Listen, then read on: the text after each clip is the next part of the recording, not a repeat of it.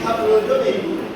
আর এই প্রয়োজন অনুযায়ী কিন্তু যেটা হয়, একটু প্লিজ কথাটা একটু বন্ধ করুন, মানে একটু আওয়াজ বেশি হয়ে যাবে, একটু আওয়াজ হচ্ছে। তো শিক্ষা কি বা শিক্ষার লক্ষ্যটা কি সেটা অনুযায়ী কিন্তু আমাদের দেশের শিক্ষানীতি পরিবর্তিত হয়। আমাদের দেশটা খুবই সমস্ত দেশ, আমাদের দেশের নিয়ম অনুযায়ী প্রতি 10 বছর পর শিক্ষানীতিতে রিভিউ করা হয়। শিক্ষানীতিকে যারা সারা দেশের বিদগ্ধ যারা শিক্ষাবিদ আছেন, এডুকেশনিস্ট আছেন, তারা শিক্ষানীতিকে পর্যালোচনা করেন এবং নতুন শিক্ষানীতিতে কিছু কিছু অ্যাড করেন বা নতুন কিছু যোগ করেন।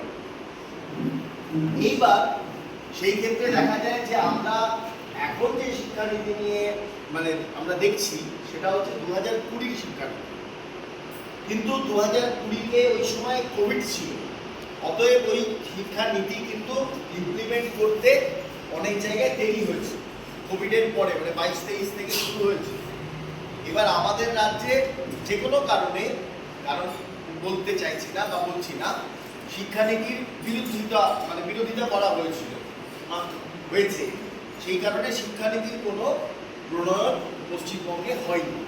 ঠিক আছে, এবার ঘটনা যে ভালো মন্দ সেটা আলাদা ব্যাপার, কিন্তু আমাদের জেনে রাখাটা দরকার। কারণ অ্যাজ এ টিচার আমাদের শিক্ষানীতিটার মূল জায়গাটা, শিক্ষার লক্ষ্যটা কি, এইটা একটু না জানলে অসুবিধা হবে। আমরা জানি সবাই, আমি অজানা কথা কিছু বলছি না, জানা কথাই বলবো।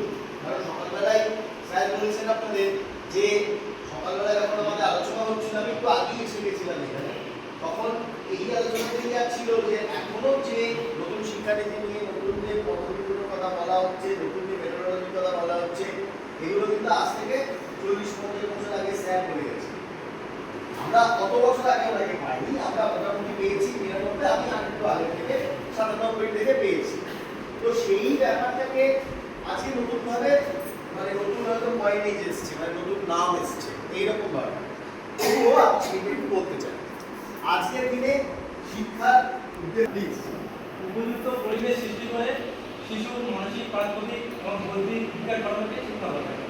এটা তো একটু থিওরিটিক্যাল সংজ্ঞা হয়ে গেল।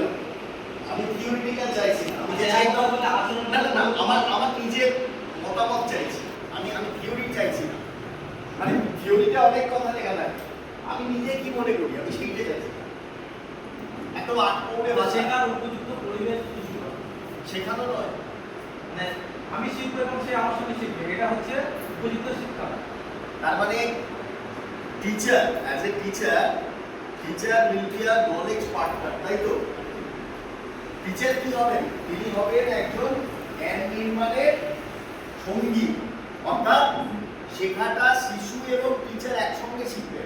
শেখাটা একটা প্রক্রিয়া, একদম শুরুতেই স্যার বলেছেন যে শেখাটা কিন্তু আমাদের একটা জীবনব্যাপী প্রক্রিয়া, তাই তো? যতদিন বাঁচি ততদিন শিখি, মানে যাবৎ বাঁচি তাবৎ শিখি। শেষ শিক্ষাটা কি আমাদের জীবনে যে কোনো মানুষের, সেটা হচ্ছে যে আমি যখন মারা যাচ্ছি তখন যে মৃত্যু যন্ত্রণা আমাকে সহ্য করতে হচ্ছে, সেটা কিন্তু আমি সেই তখনই জানি।